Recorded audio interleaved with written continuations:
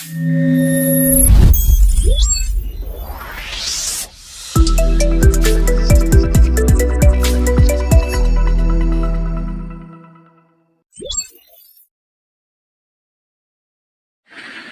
খেতে পছন্দ করেন না এমন মানুষ খুবই কম পাওয়া যায়। আমাদের দেশে অনেক বিরিয়ানি লাভার আছে, হোক সেটা চিকেন বিরিয়ানি, বিফ বিরিয়ানি বা মাটন বিরিয়ানি, যেটাই হোক না কেন অনেকের পছন্দ করেন। তো আজকে আমি বিরিয়ানিটা রান্না করব হচ্ছে চিকেন দিয়ে। তো হ্যালো এভরিওয়ান, আসসালামু আলাইকুম। আমি সাইদা ফারজান আছি ফরহাদ হিরা থেকে নতুন একটি ভিডিও নিয়ে। আজকের ভিডিওটা মূলত হচ্ছে রেসিপি, চিকেন বিরিয়ানির রেসিপি। তো আমি মূলত হচ্ছে ব্লগ ভিডিও বানাই। তো আজকে হচ্ছে আমি চিকেন বিরিয়ানিটা নিয়ে চলে আসলাম, ভাবলাম যে আপনাদের সাথে একটু শেয়ার করে দিই আমি যেভাবে চিকেন বিরিয়ানিটি খুব সহজেই বাড়িতে রান্না করতে পারি, শুধু একটা উপকরণ দিয়ে, মানে রাঁধুনি বিরিয়ানি মশলা থাকলেই হচ্ছে বিরিয়ানিটা আপনিও ভালো রান্না করতে পারবেন।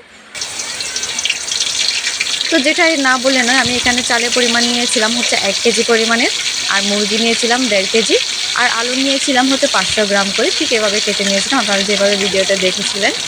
আমি হচ্ছে এটা মাটির চুলাতে রান্না করব, তো আমার অনেকক্ষণ সময় লাগতে পারে। এটা গ্যাসের চুলাতে কিন্তু তেমন একটা সময় লাগবে না আশা করি। মাটির চুলা একটু সময় বেশি লাগে, আর মাটির চুলার রান্না কিন্তু খেতে যারা খেয়েছেন তারাই জানেন একমাত্র মাটির চুলার রান্না কত মজার হয়। তো আপনারা অনেকে আছেন আমার থেকে অনেক ভালো রান্না করতে পারেন। আমি যেভাবে রান্না করি বিরিয়ানি খুব সহজে বাসাতে, যেভাবে আমি হচ্ছে খুবই কম উপকরণ দিয়ে যেভাবে রান্না করি আমি সেভাবে আপনাদের সাথে তুলে ধরেছিলাম। তো ভুল ত্রুটি হলে আপনারা হচ্ছে ক্ষমা করে দিবেন। আর আপনারা যদি আমার চ্যানেলে নতুন হয়ে থাকেন প্লিজ আমার চ্যানেলটা সাবস্ক্রাইব করে আমার পাশে থাকবেন, আর আমার ভিডিওটা ফুল ওয়াচ করে দিবেন, কারণ কোনো না কোনো জিনিস যদি আপনারা স্কিপ করে ফেলেন তাহলে হচ্ছে বিরিয়ানির স্বাদটা তো ভালো হবে না, আমার মতোই হবে না।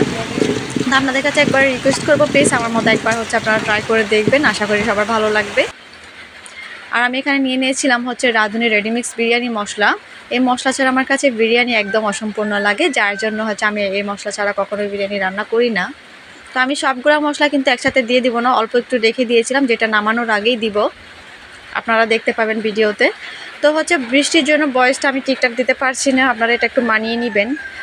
ভুল ত্রুটি হলে আপনারা ক্ষমা করে দিবেন, যেহেতু আমি গ্রামে থাকি, টিনের ঘরে থাকি, তো বৃষ্টির শব্দটা একটু বেশিই হয়। তো বৃষ্টির দিনে হচ্ছে আমি বিরিয়ানিটা রান্না করছি। আমার হঠাৎ করে মনে হলো যে আজকে বিরিয়ানি রান্না করি কোনো প্রিপারেশন ছাড়া, যেহেতু বাসায় মুরগি ছিল, মুরগির মাংস ছিল ফ্রিজে, ব্রয়লার মুরগি দিয়ে আমি হচ্ছে বিরিয়ানির রান্নাটা করছি। আমি মনে করি এটা ব্রয়লার মুরগি দিয়ে খেতে একটু বেশি মজা হয়, কারণ ব্রয়লার মুরগির মাংস একটু বেশি থাকে। তো দেখছেন আমি এই সবগুলো কাঁচামরিচ নিয়ে নিচ্ছি, যদিও আমি এগুলো একটু কেটেও দিই নাই, মানে এরকম গোটা গোটা দিয়ে দিব আর কি, যেহেতু আমার বাসায় বাচ্চা আছে, বাচ্চারা একটু ঝাল কম খেতে পারে। তো আমি এটা অনেকক্ষণ কষিয়ে নিব। আপনারা হয়তো অনেকে অবাক হবেন, আমি কারণ হচ্ছে ব্লগ ভিডিও দিই, মানে ডেইলি ব্লগ নিয়ে আমার কাজকর্ম নিয়ে হচ্ছে আমি ভিডিও বানাই। তো আজকে যে আমি চিকেন বিরিয়ানির রেসিপিটা দিয়ে দিলাম, যেন আপনাদের যেন একটু সহজ হয়, যারা আপনারা নতুন রাঁধুনি আছেন, যারা হচ্ছে এখনো বিরিয়ানি রান্না করতে পারেন না, তাদের জন্য এটা খুবই উপকারী একটা ভিডিও হবে। তো আমি চিকেনের পিসটা ঠিক কীভাবে কেটে নিয়েছি আপনারা দেখতেছেন, এটা একটা 1.5 কেজি পরিমাণে মুরগি ছিল। তো আমি আমার পছন্দ মতো কেটে নিয়েছি, আপনারা আপনাদের পছন্দ মতো চাইলে কেটে নেবেন। আমি একটু বড় সাইজের করে কেটে নিয়েছিলাম।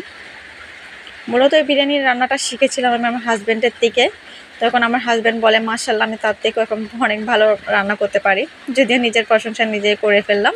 তবে আপনারা একবার ট্রাই করে দেখবেন এভাবে। অনেকেই আছেন অনেকভাবেই খান বিরিয়ানি, তবে এভাবে একবার ট্রাই করতে পারেন। আমি এখানে কিন্তু হাফ সিদ্ধ চাল দিয়ে নিয়েছি আর করবো বিরিয়ানিটা, কারণ আমার হাফ সিদ্ধ চাল দিয়ে বিরিয়ানিটা রান্না করলে আমার কাছে অনেক বেশি মজার লাগে, যার জন্য আমি এভাবেই খাই। আপনারা চাইলে বিরিয়ানি চাল দিয়ে করতে পারেন। তবে মাংসটা অনেকক্ষণ কষানোর পরে কিন্তু আলুটা দিয়ে দিয়েছিলাম, আর আমি এখন একটু চেক করে নিব অনেকক্ষণ পরে, কিন্তু আবার মনে করবেন না যে এখনই চেক করে নিচ্ছি, অনেকক্ষণ পরে আমি চেক করে নিব মাংসটা সেদ্ধ হয়েছে কিনা। দেখলাম এটা প্রায় 80%ই সিদ্ধ হয়ে গেছে। তারপর আমি চালটা দিয়ে দিলাম, কারণ চালের সময় তো আর একটু আটা সেদ্ধ হবে। ওই চালটা ভালো করে মশলাদের সাথে মানে একদম মিলিয়ে ফেলতেছিলাম, আপনারা দেখতেই পাচ্ছেন ভিডিওতে। আমি বলে রাখি আমি হচ্ছে ছোট মানুষ, নতুন একজন ইউটিউবার, আপনাদের সাপোর্টের অনেক বেশি প্রয়োজন। প্লিজ আপনারা আমাকে একটু সাপোর্ট করবেন। ছোট মানুষ, ভুল ত্রুটি তো হইতেই পারে, আপনারা একটু আমাকে সাহায্য করবেন, একটু শিখাই দিবেন যেন আমার জার্নিটা একটু সহজ হয়। ভালো লাগলে প্লিজ একটা কমেন্ট করে দিবেন, একটা হেলদি কমেন্ট করে দিবেন, যেন আপনাদের কমেন্ট ধরে হচ্ছে আমি উৎসাহ পাই। এখানে আপনারা চাইলে গরম পানিও দিতে পারেন। আমি এখানে গরম পানি করে জগে নিয়ে নিয়েছিলাম, এক পাশে কিন্তু গরম পানি দিয়ে দিয়েছিলাম আমি, তো জগে ঢেলে নিয়েছি।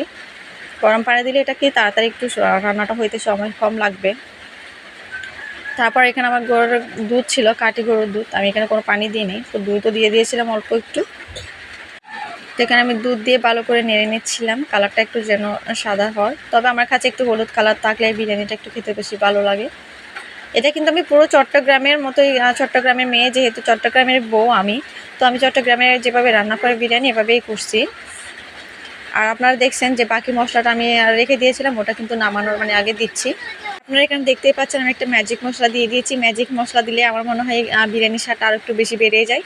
আপনারাও এভাবে একবার ট্রাই করে দেখবেন। আমি সব রান্নাতে কিন্তু কম বেশি ম্যাজিক মশলাটা ইউজ করি, কারণ আমার কাছে এটা অনেক বেশি ভালো লাগে।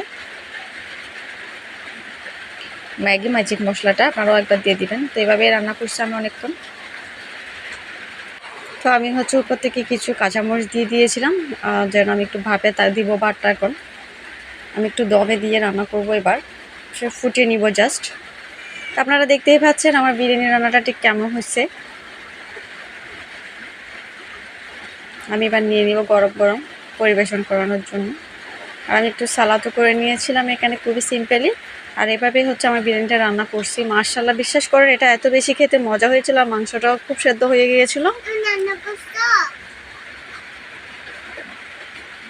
তো আপনারা যারা এতক্ষণ আমার ভিডিওর সাথে ছিলেন সবাইকে আবারও বলি অনেক অনেক ধন্যবাদ। আমার ভিডিওটা সবাই প্লিজ ফুল ওয়াচ করে দিবেন। আর ভালো লাগলে হচ্ছে একটা কমেন্ট করে জানাবেন, ভুল ত্রুটি হইলে হচ্ছে আপনারা ক্ষমা করে দিবেন। আজকে এটুকুই। আমি আবারও চেষ্টা করব আপনাদের জন্য নতুন একটা ভিডিও নিয়ে চলে আসতে, নতুন কিছু নিয়ে। কারণ হচ্ছে আমারও ভালো লাগে আপনাদের সাথে নতুন কিছু শেয়ার করতে। তো দেখতেই পাচ্ছেন আমার বিরিয়ানিটা, যদি লোভ লাগে নিজ দায়িত্বে বাসায় বানিয়ে খেয়ে নেবেন। আজকের মতো এইটুকুই। সবাই ভালো থাকবেন, সুস্থ থাকবেন এবং নতুন ভিডিওর জন্য অপেক্ষায় থাকবেন। আল্লাহ হাফেজ।